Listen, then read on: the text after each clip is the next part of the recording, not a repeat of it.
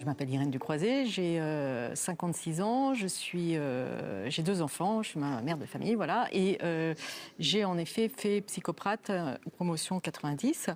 J'ai un parcours essentiellement de DRH opérationnel. J'ai eu pendant 2 ans mon cabinet en libéral, c'était il y a longtemps. Et j'étais DRH en France et à l'international. Qu'est-ce que représente pour toi le fait d'être psychologue dans ta vie professionnelle ? Alors, en tant que DRH, je ne peux pas dire que je sois psychologue. Par contre, j'utilise bien sûr les compétences de la psychologie. Tout ce qu'on a appris, l'écoute, les postures managériales, les postures de leadership. Voilà, mais ce serait franchement pousser un peu trop loin de dire qu'on est psychologue quand on est DRH. D'accord. Comment est-ce que, alors peut-être de façon complémentaire, les années à l'EPP ont influencé ce parcours professionnel ? La particularité de l'EPP, je l'apprends à personne, c'est qu'on oscille entre théorie et pratique. Les métiers que j'ai pu faire en tant que DRH, et que je continue à faire d'ailleurs, c'est en fait une vision constamment hélicoptère. Je dois prendre en fait de la hauteur pour avoir un peu de vision, stratégiser, conceptualiser, et je dois aussi être très terrain pour mettre en action et être pragmatique. Donc ça, psychoprate, ça nous l'a vraiment mis dans l'ADN. D'accord, c'est intéressant effectivement. Est-ce que tu aurais un souvenir, une anecdote à nous raconter de tes années à l'EPP ? Ah bah c'est simple, chaque année, rattrapage au niveau des stats.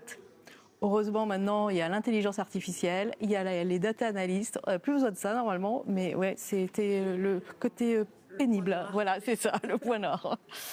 L'international est devenu central dans la vie de l'école. Il était déjà, et effectivement, il se développe de plus en plus. Quelle part l'interculturel a joué dans ton parcours ? Une part énorme. En fait, j'ai commencé dans des endroits très franco-français et à un moment donné, j'ai eu l'opportunité de m'ouvrir et de travailler pour l'international et à l'international et l'étranger. Je suis très heureuse de voir que l'école a pris ce virage. Ça me paraît incontournable. C'est, en tant que psychologue, la possibilité de découvrir de nouvelles cultures, d'autres façons de penser et de faire évoluer tout ce qui est cognitif, d'enlever certains biais. Donc c'est essentiel. D'accord. Est-ce que quand tu étais à Psychoprate, tu faisais partie d'une association, tu t'es investi Quand j'étais à Psychoprate, non. Je travaillais en fait en même temps, mais non, j'étais pas. Mais après. Et dans ton parcours professionnel, du coup ? Alors après, oui, en effet, j'ai travaillé dans quelques associations, soit d'écoute.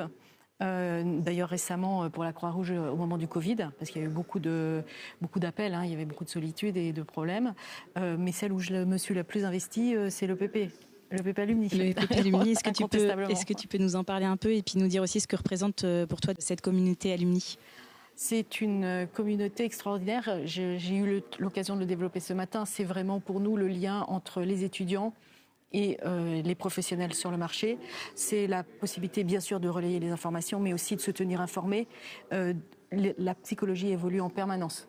Et si on se déconnecte, on peut être très, très vite dépassé. Donc, c'est ce que nous essayons d'apporter en tant qu'association. Merci. Est-ce que tu aurais des conseils à donner aux étudiants actuellement à l'EPP ou aux futurs étudiants de l'EPP ?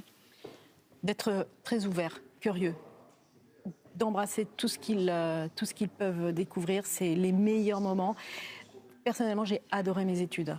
Vraiment, et j'ai eu de la chance d'adorer mes études parce que ce n'est pas le cas de tout le monde.